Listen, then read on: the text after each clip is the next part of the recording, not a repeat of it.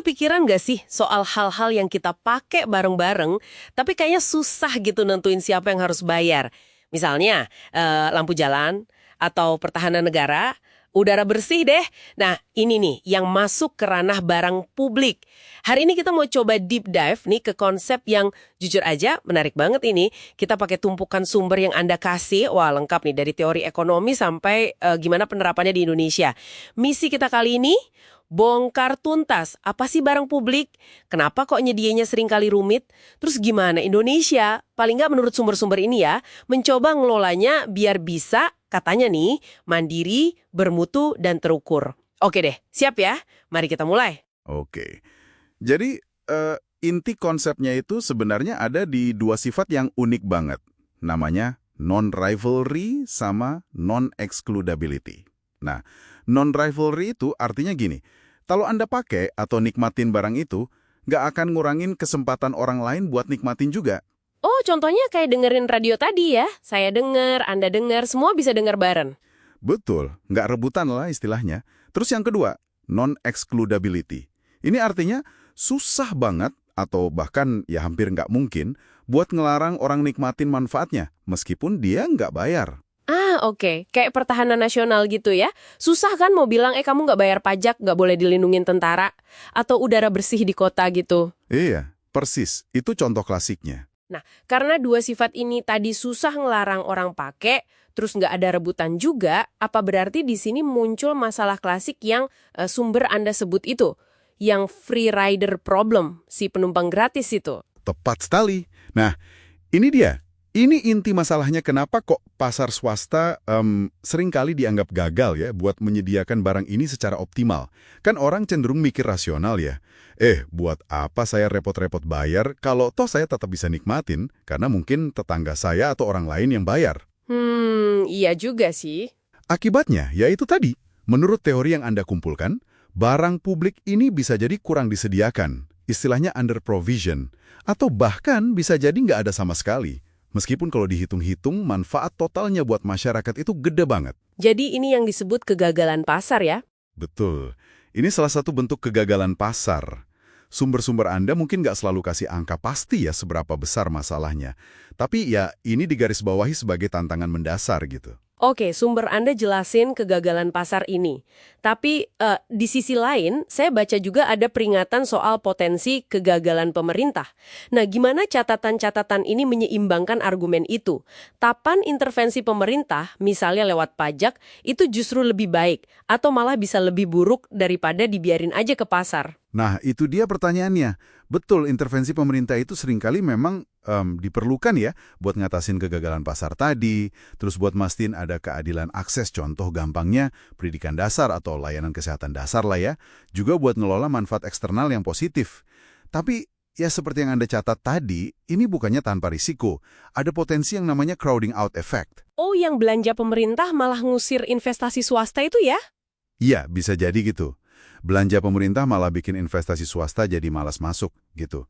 Atau ya resiko klasik lah, inefisiensi birokrasi, boros, lambat, nggak efektif.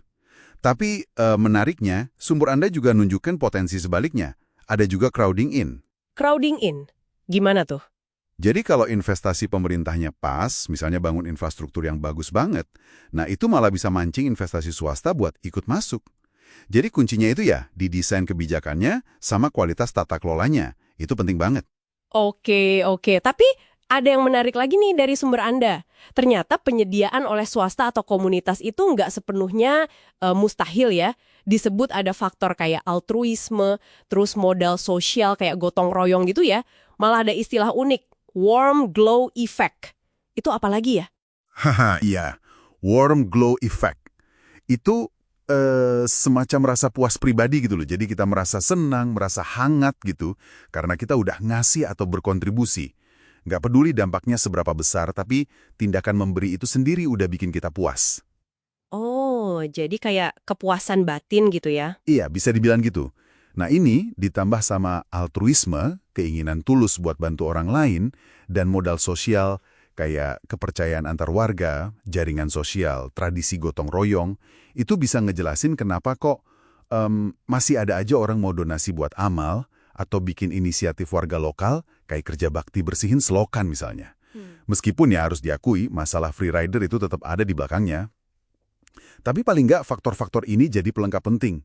Sumber Anda mungkin lihat ini sebagai sesuatu yang nggak bisa gantiin peran negara sepenuhnya, tapi punya kekuatan sendiri. Oke, kita udah lihat kerangka teorinya nih dari sumber-sumber Anda.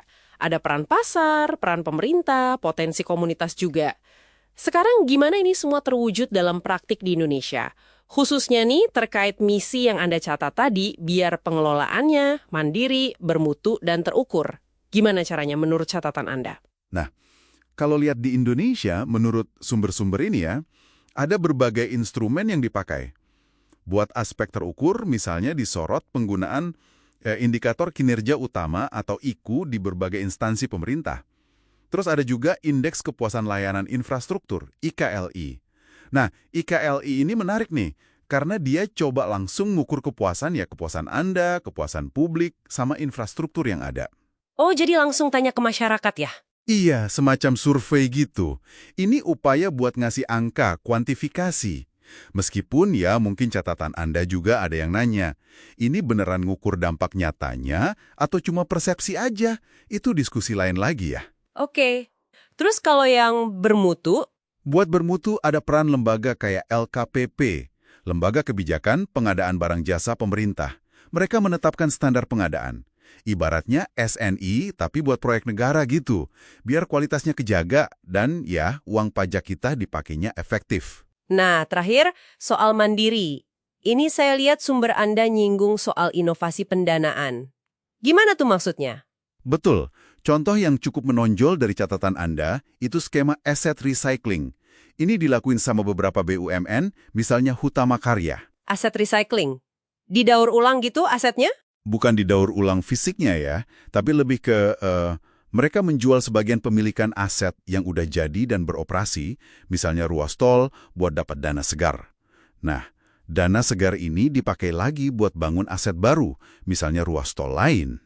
Ah, oke. Jadi aset yang udah matang dijual sebagian buat modalin proyek baru. Iya, semacam itu. Ini upaya buat cari kemandirian finansial, biar nggak terlalu tergantung sama APBN murni terus-terusan. Tapi, nah di sini nih insight menarik kalau kita gabungin berbagai sumber Anda. Di satu sisi, ini kan kelihatan inovatif ya.